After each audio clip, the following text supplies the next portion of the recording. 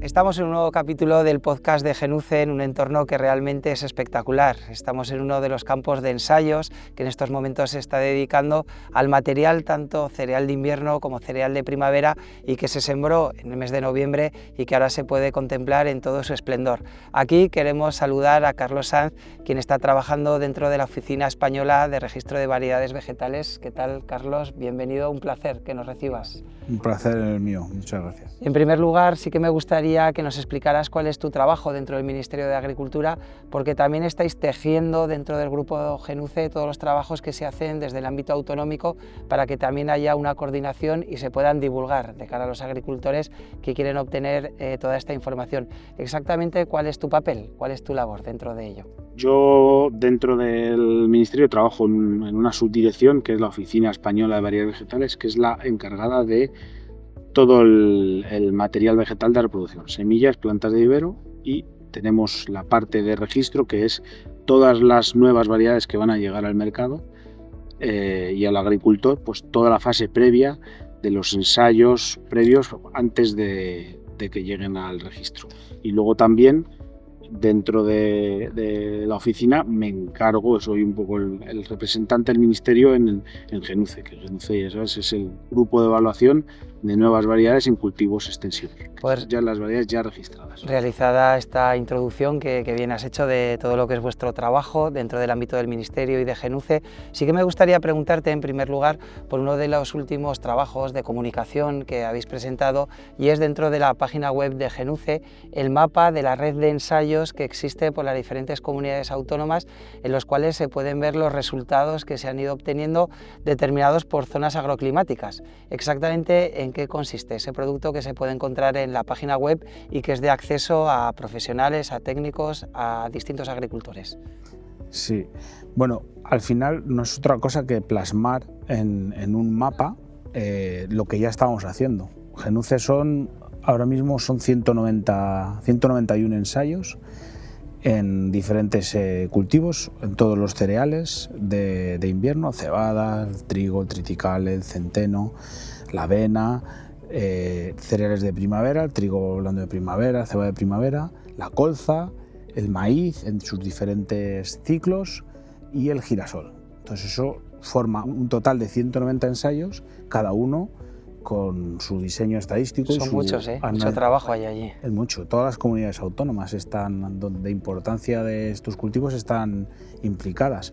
Entonces eso genera un volumen de información enorme y muy interesante, y además en un trabajo bien ejecutado, porque son todos ensayos validados, donde unos años puede haber algún año más, algún ensayo más y otros uno menos, pero más o menos siempre ese volumen. Entonces el mapa de resultados es poner sobre un mapa de España con una capa de las zonas agroclimáticas, como bien decías, cada una de las localizaciones donde hay un ensayo de la red de Genuce, de tal manera que el agricultor a través del ordenador o del teléfono móvil puede llegar a pinchar la localización y ver ese ensayo o los ensayos que ha habido en esa localización y ver los resultados, tanto resultados de rendimiento como que no es lo más importante, como también algunas características como puede ser tolerancia a enfermedades, precocidad de esa floración, en fin, un abanico de información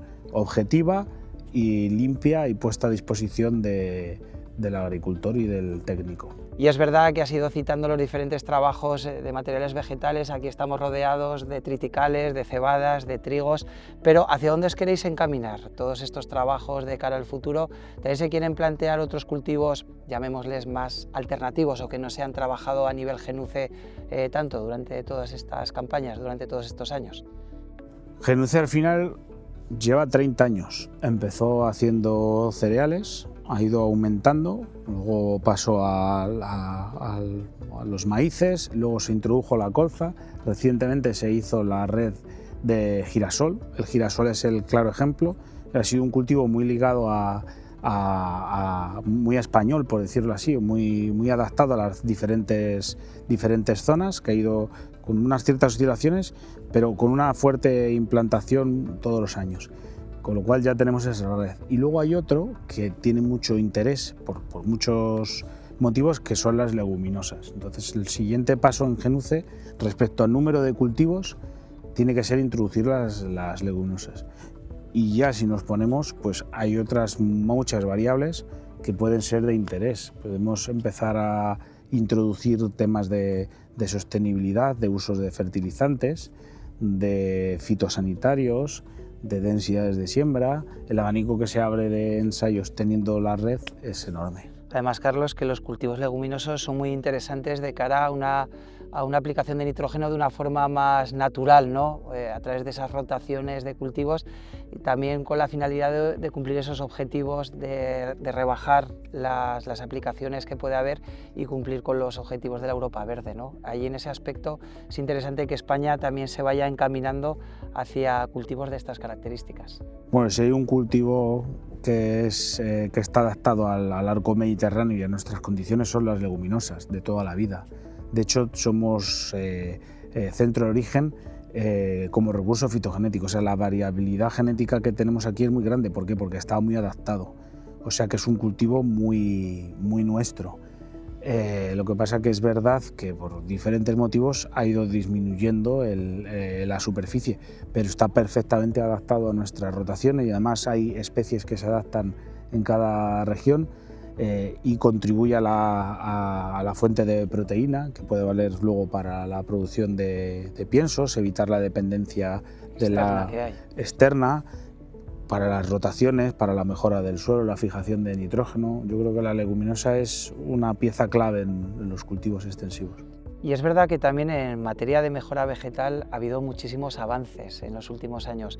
Por ejemplo, en estos materiales, en cereal de invierno, ¿cómo se puede cuantificar en las últimas décadas, en porcentaje, cuánto ha supuesto esta mejora en kilos, en producción, en rendimiento, que al final es un dato también muy interesante para el agricultor? Pues bueno, se dice que cuando en la escuela te enseñan que la revolución verde fue el que cambió todo, y en una parte importante es el material vegetal. Otra parte fueron los fertilizantes, la mecanización, pero el material vegetal fue fundamental.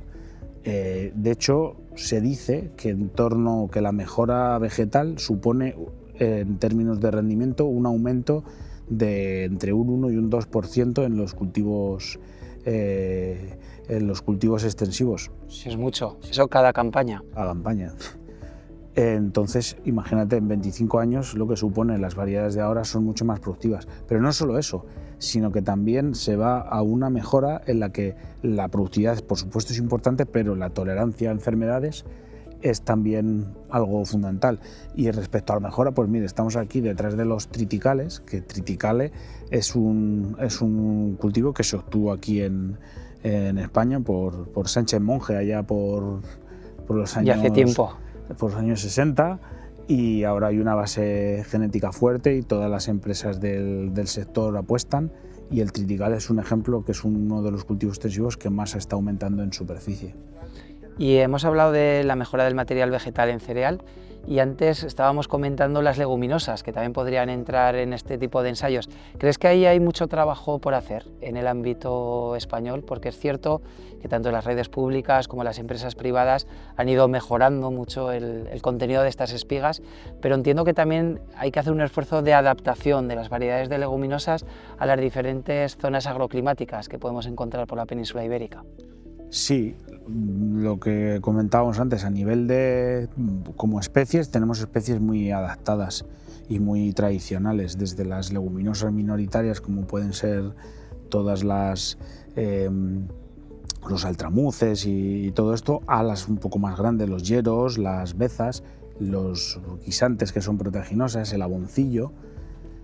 El problema que tiene, o la falta, la carencia que hay en las leguminosas es pues a problemas de dehiscencia, o sea que cuando la semadura se cae el fruto. En fin, hay líneas de mejora importantes, y nosotros en el registro sí que estamos detectando que tenemos solicitudes de nuevas variedades en estas especies, en beza, en llero, en aboncillo y en guisante. Y desde luego hay mucho trabajo ahí, y nosotros en el Ministerio, en la oficina, lo percibimos, que hay interés. Hemos hablado de agronomía, pero también me gustaría hablar de transferencia. Antes es cierto que había distintas fórmulas de que los funcionarios estaban repartidos por las comarcas, pero ahora hay que buscar también nuevos canales de comunicación. En este aspecto, ¿cómo lo estáis trabajando desde el Ministerio de Agricultura, en comunión en este caso con el Grupo Genuce, para que efectivamente todos estos datos que se están obteniendo en estos estudios agronómicos puedan llegar a los gestores de las explotaciones y que puedan ellos tomar las mejores decisiones de cara a sus propios negocios, de cara a sus propias empresas? Pues sí, es fundamental. Antiguamente estaban en las oficinas comarcales La extensión agraria. Y estaban los ensayos entonces se llamaban ensayos de recomendación, en donde se evaluaban las variedades. Pues Genuce al final es poner en común todo el trabajo que de manera común y coordinada, bajo un mismo protocolo y con unos mismos criterios, toda esta evaluación de variedades, pero no solo desde el punto de vista del rendimiento, que insisto, no es el dato más importante a veces. Saber cómo se adaptan las variedades a las enfermedades o con el contexto de cambio climático, a las precocidades en la maduración para evitar o precocidades a la floración para evitar momentos pico de olas de calor. Toda esta información que se genera, que está en la red, pues hay que hacérsela llegar al agricultor, y eso es en lo que estamos ahora. Y yo creo que con el mapa de resultados y con la transferencia un poco a redes, yo creo que se está mejorando y tiene que ir por ahí. Bueno, Carlos, pues te agradecemos los minutos que nos has dedicado a este podcast del Grupo Genuce, que también comparte el objetivo de poder transmitir toda esta información y todo el trabajo que se realiza tanto desde las comunidades autónomas como desde el Ministerio de Agricultura, para poder transferir todos los resultados que se van trabajando en campos de ensayos tan bonitos a la vista como este que tenemos aquí. Muchísimas gracias por atendernos. A vosotros, muchas gracias.